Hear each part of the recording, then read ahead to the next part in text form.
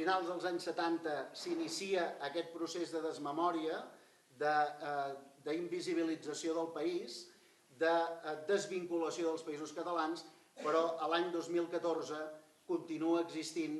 la realitat tossuda d'una societat activa, d'una societat que es manifesta i s'afirma en el marc del País Valencià, en el marc dels Països Catalans. El fet que a Pedreguer hi hagi un col·lectiu de persones que tinguin interès en fer aquesta concreció que parlava el Joan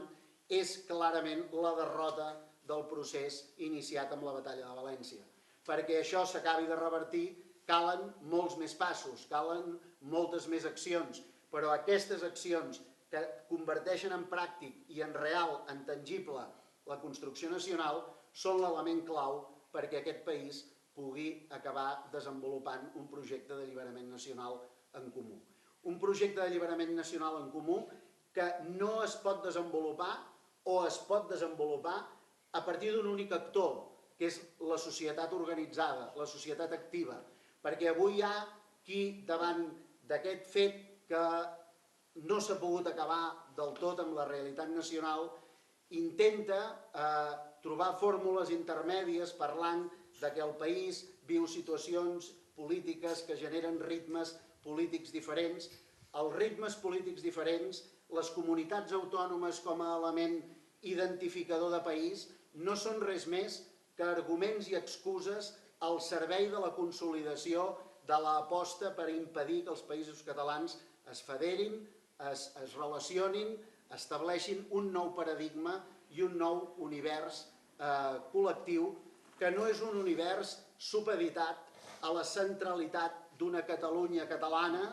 i d'una resta del territori que d'alguna manera s'hi vincula. Aquest ha estat el discurs de la burgesia a Catalunya, és el discurs que fa que quan s'atribueixen noms als diferents dialectes que es parlen del català als països catalans se li doni el nom de central al que es parla al voltant de Barcelona, com si la resta fossin perifèrics.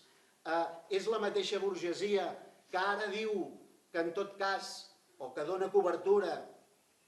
en tot cas a propostes de ritmes polítics diferents, que primer avancem amb la independència de Catalunya i que després els altres ja vindran al darrere.